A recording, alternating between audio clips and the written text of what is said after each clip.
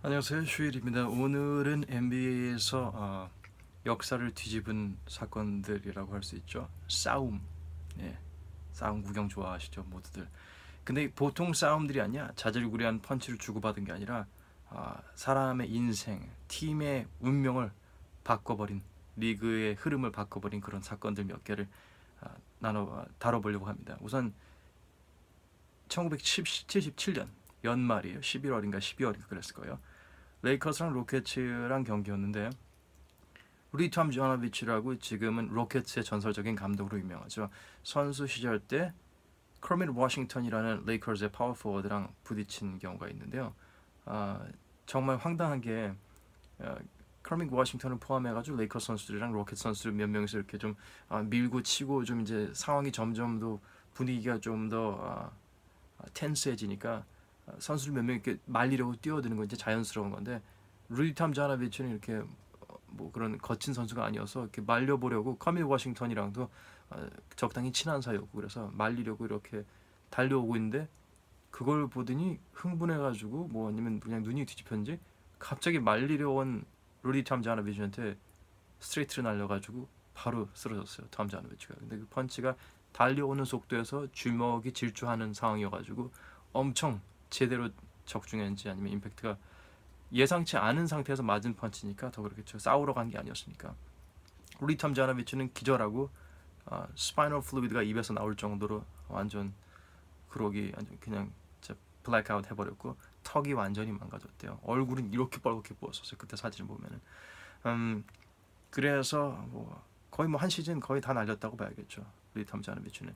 그리고 커밋 워싱턴도 경기 정지를 몇 개 먹었고 레이커스 분위기 알잖아요. 레이커스는 뭔가 밝고 활발한 분위기인데 그런 선수를 두 개 놔두지 않겠죠. 팬들이나 뭐 투자자들이나 구단주들이나 다 싫어했겠죠. 이미지상. 그래서 다른 팀으로 옮기면서 그 그 이미지랑 레퍼토리가 지워지지 않으니까 다른 팀에 가서도 계속 이제 점점 더 역할이 줄어들고 관심을 덜 받게 되고 어떻게 일종의 블랙리스트나 왕따를 당하게 되면서 커리어는 끝나버렸습니다.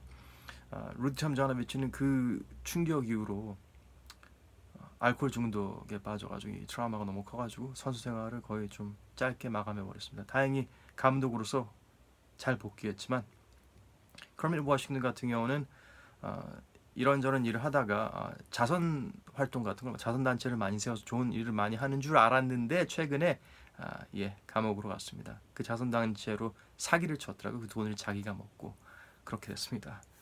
네, 두 사람의 인생의 갈림길이었던 거죠. 어떻게 보면 톰 자나비치한테는 선수 커리어가 그렇게 짧았고 후회가 많이 남았기 때문에 조금 더 훌륭한 감독을 준비할 시간이 있었던 걸 수도 있고 커밋 워싱턴 같은 경우에는 뭐 둘이서 어쨌든 화해는 했다고 하고 그 사건 얘기를 들은 후에 톰 자노비치가 만약에 감독 일을 찾는다면은 자기가 얘기를 좋게 얘기를 해서 그 친구를 추천하겠다고 뭐 그렇게 짧게 얘기를 하는 정도로 정말 좋은 사람입니다.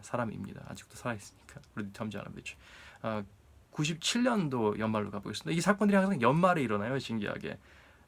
PJ 칼리시모, Latrell Sprewell, 골든 스테이트 워리어스. 오늘의 골든 스테이트이 아니 그때는 좀 다른 골든 스테이트였으니까 90년대. 연습을 주로 그 당시에 골든 스테이트에서는 폐쇄된 그 관계자들 외에는 못 들어오게 문을 닫아놓고 연습을 많이 한다고 하네요. 근데 그 연습이 끝나고 close practice가 끝나고 기자회견을 하는데 PJ 칼리시모 감독 그때가 이제 신임 감독이었거든요. 그 팀의 워리어스. 얼굴이랑 목에 좀 상처가 있어가지고 뭐 면도하다 비었습니까? 이렇게 농담을 했는데 노 코멘트 하고 그냥 기자회견을 진행했대. 근데 나중에 알고 보니까 무슨 일이 있었냐면은 라트럴 스프리웰이 좀 사이코예요. 애가 좀 철이 없는 건지 뭐 좀 성깔이 있는 건지 뭔지 모르겠는데 아무튼 이 친구는 문제가 좀 있는 것 같아요. 정말 훌륭한 선수였는데 한계가 있었죠. 그 연습에서 그 신임 코치가 라트럴 스프리웰한테 이 친구는 득점 스코어러니까 패스를 잘 안 하기도 하는데 레트럴 스프리웰한테 너 패스가 너무 날카롭지 않다고 어떻게 할 수 없겠냐 이런 얘기 했더니 이제 서로 이렇게 이런 얘기를 주고받다가 점점 코트 한가운데로 걸어오다가 마주치자마자 레트럴 스프리웰이 목을 졸랐대요. 그래서 목을 졸르니까 몇 초간 그거 보다가 장난인가 했더니 너무 심각한 것 같아서 선수들이 와서 말렸대요. 근데 나중에 러트럴 스프리거리 하는 말이 아니 숨을 쉴 수 있을 정도로 졸랐대요. 그런 말 하는 것 자체가 이 사람이 제정신이 아닌 거죠.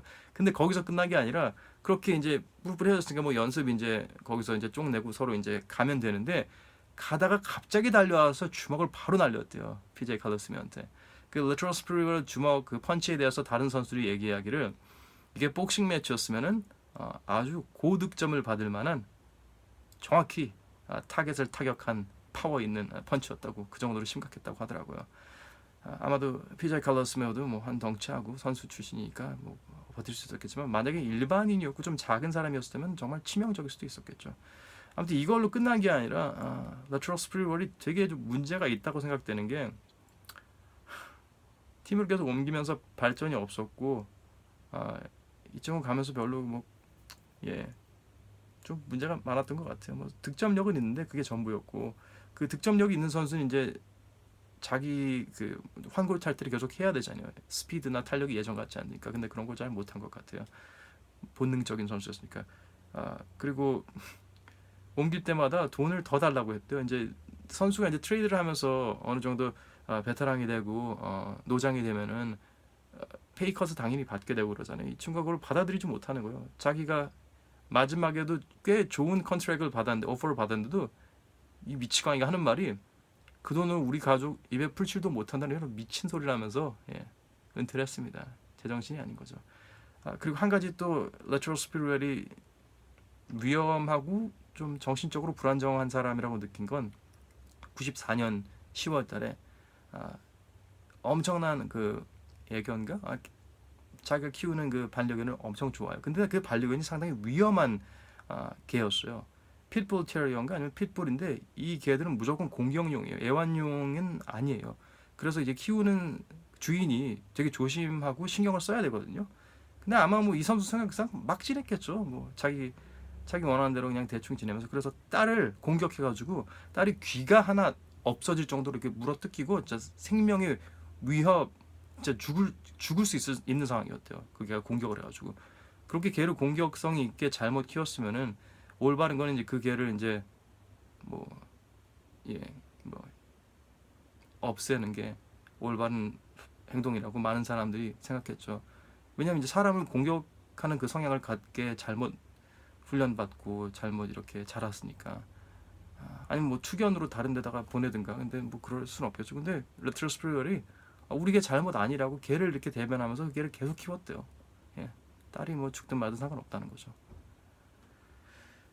그리고 마지막으로 다룰 사건은 2004년 이것도 연말이에요. 11월인가 12월인가 그랬을 거예요. 시즌 초반에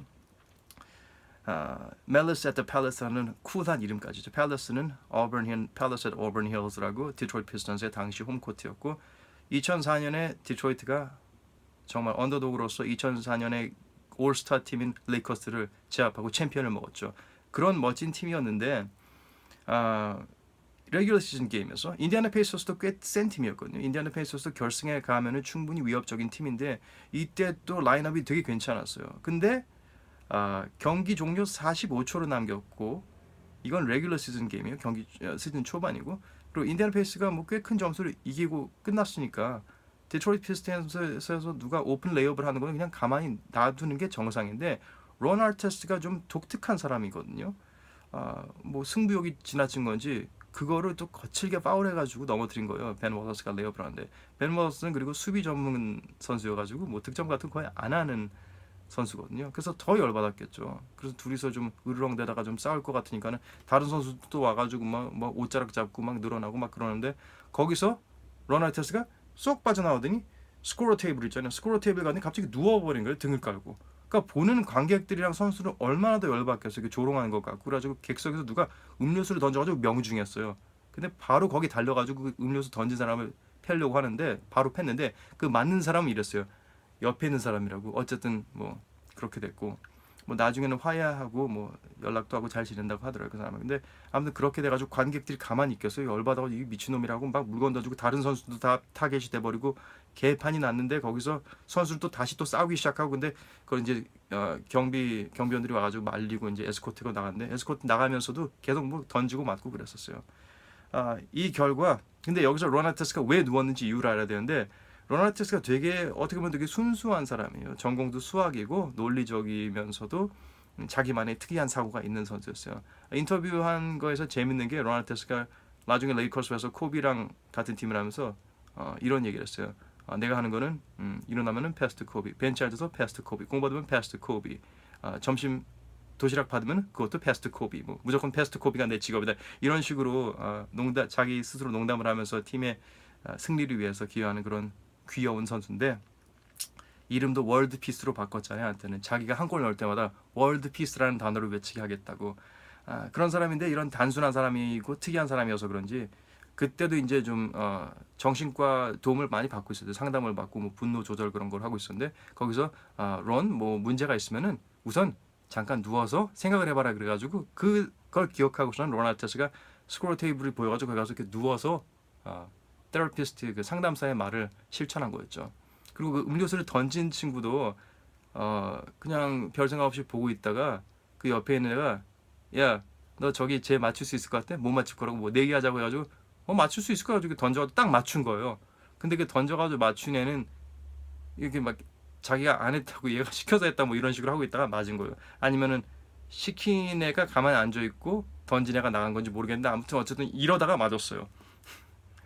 그래서 결과적으로 문제는 9명 선수 9명이 총 146경기 정지를 먹었고 디펜딩 챔피언이었던 디트로이트 피스턴스 선수가 결승에 가긴 했지만 아마도 여기서 뭔가 영향이 있었겠죠. 패배 원인이 없다고 할 수는 없겠죠. 여기서 7차전까지 가서 스퍼스한테 졌습니다. 인디애나 페이서스도 결승급 팀이었는데 이 선수들이 정지 먹고 뭐 분위기 이상해지면서 이제 결승 근처도 못 갔고 끝났죠.